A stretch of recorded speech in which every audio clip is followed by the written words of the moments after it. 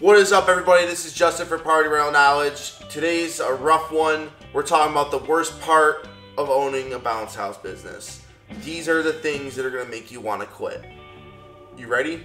One of the worst things about owning a bounce house business, say goodbye to your weekends. Everybody parties on the weekends. You don't get to party on the weekends because you're setting everybody else's party for the weekend. So bye-bye weekends. Bye-bye a lot of your free time because you're a business owner. Anybody that quits a 9-to-5, 40-hour-a-week job to start a bounce house company to think that they're going to have to work less is stupid. You're dumb if you think that. Anybody who starts any business who thinks that they're going to be working less hours, no. But you're going to be putting more of the hours you're working for into growing you and not somebody else. And possibly grow other people around you if you're running your business the right way. So that's why you want to be a business owner.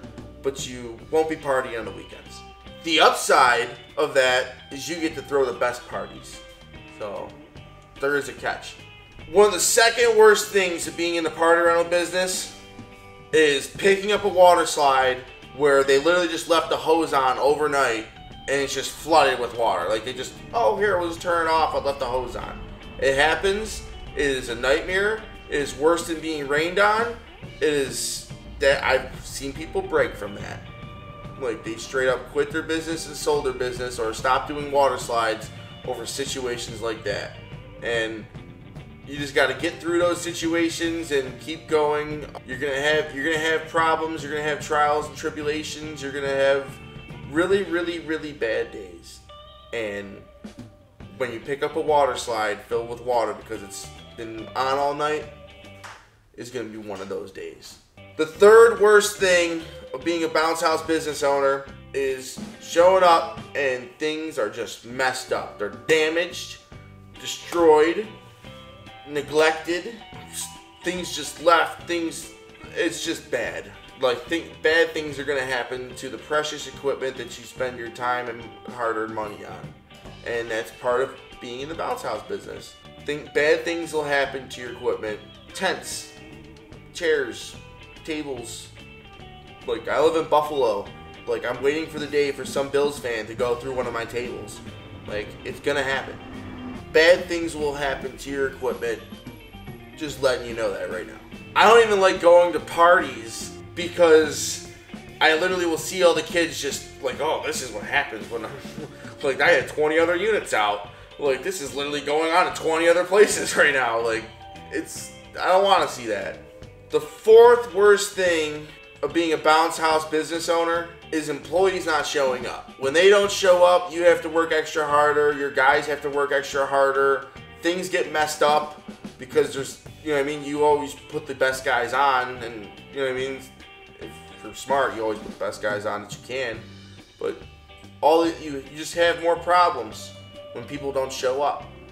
You have to reschedule. You have to do more work. It's just a big issue, and you're gonna have it. The fifth worst thing of being a bounce house business owner is sometimes people will stiff you. Like I take deposits on everything, so if they stiff me and they don't show up, I get to keep money. But sometimes I don't do it with friends, and they'll screw you over. And you know what I mean? Now you're out money and time and all that. Or people will literally charge back their card. And now you just did a whole $600 job, $1,000 job, but you have maybe $100, $200 in labor in, and you literally don't get paid, and it costs you money. Kind of sucks.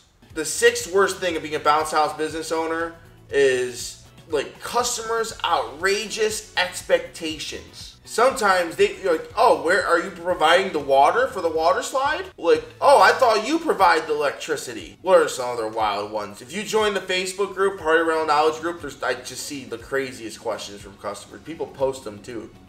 Join and please post the ones you get because it's just fun. Like, it's just, the customers are wild. But part of that and part of the problem too, and you'll learn this too from your peers and from this channel, is you need to meet and you have to not only meet customers' expectations, but you like also want to set expectations. If you're setting an expectation, you want to meet them. So now a customer expects water to be provided for the water slide. Nobody does that. But you need to set that in your website, on the phone. This is type, you know what I mean? Sometimes it's just ridiculous and it's like, come on, really? But believe it or not, people, the question, and it happens more often than not, so that means people are not setting expectations. And there's expectation out there that these things are provided. Some of it's entitlement, but also some of it's actually neglect on your part as a business owner. Alright, I totally forgot what number I'm on, and I'm not doing numbers anymore. Whatever. Read the notes. We're still keeping this in here, because why not? And what number am I? I don't even know what is this? Alright, I'm going to redo this. You and your employees are going to forget stuff. Like, you're going to forget to load stuff on the trucks. You're going to forget to load stuff when you're at customers' houses, which is even worse, because they don't call you. You might not know what's missing until you, like, I'm missing a snow cone machine. Somebody's going to court. There's all kinds of crazy stuff happen when people forget items, and you know it's at certain houses, and all kinds of things happen when you forget to load the truck. You're gonna forget to load the truck once a week, if not every other week. Something, a blower, some stakes. Like, I was coming to do this video and my guys pulled up because they forgot some stakes for a job. Like, it happens a lot. Implementing processes to help eliminate all these mess ups, like having load sheets and actual things where, oh, hey, we left the dolly with these chairs at this job, so make sure you pick it up. Hey, there's an extra extension cord here. Hey, there's, we left this over here, or they needed this, or we added this. That's not exactly on the, you know what I mean? These are the types of things that go in the notes, so, because a lot of times the same guy picking it up is not the same guy who dropped it off. So how is he gonna, if you can't put all the responsibility on these kids sometimes. You can't put all this responsibility of picking everything up when you're not giving them everything that was left there. And I see that happen a lot. Just saying.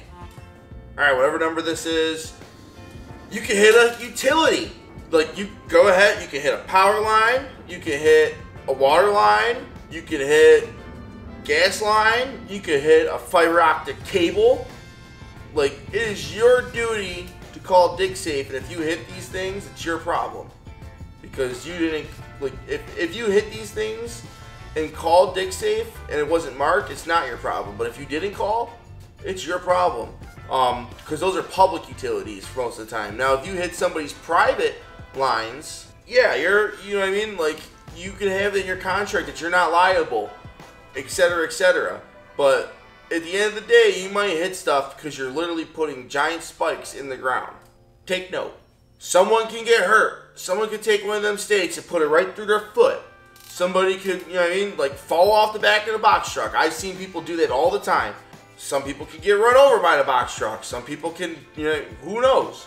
Bad things happen, accidents happen, somebody can get hurt. These are all things that are the worst things in the bounce house business.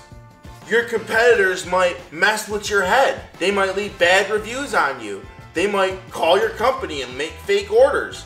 They might start drama. They might talk crap to your customers. Like, bad things happen sometimes when you own a business, let alone when you own a bounce house business. This is all things that, as a business owner, you gotta just like put your big boy pants on and get over it. You know what I mean? And it sucks. Sometimes people suck. Sometimes your competitors suck. Sometimes, most of the time, like there's only one person in Buffalo that I really don't like. Everybody else, I love everybody else. They're literally my friends. I don't consider them competitors whatsoever. That's the way it is most of the time. That's the way it should be. But then there's always that one though. So yeah, sometimes your competitors suck. Insurance. Insurance is expensive. It's really expensive in the bounce house industry. Insurance is no joke. I do a lot of videos on insurance, so if you have like any questions or anything like that, check it out. There's also a bunch of information in the Party Rental Knowledge group. But yeah, insurance is a whole thing in itself. The last, like, worst thing about owning a bounce house business is trying to treat this as an actual business and not a side hustle. Because a lot of people, and I see a lot of people do it, where they're just like, oh, it's quick, easy money. And they're just, you know what I mean? Oh, I want to take all cash and just chill, you know what I mean, in the garage, be a weekend warrior, make money that way.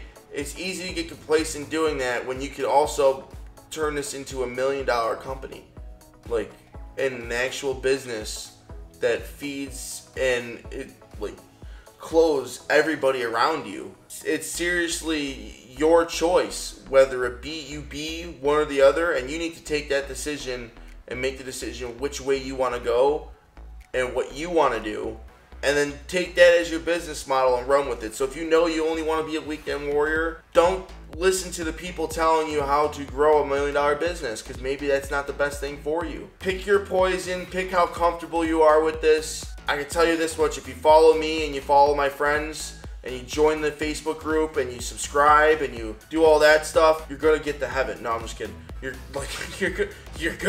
gonna succeed. You're gonna have a better step going forward. You're gonna have more information than going into this blind, which a lot of people had going forward, which is one of the reasons we started this and all that. Like and subscribe. Follow for more tips and tricks. Have a good one, everybody. Stay safe.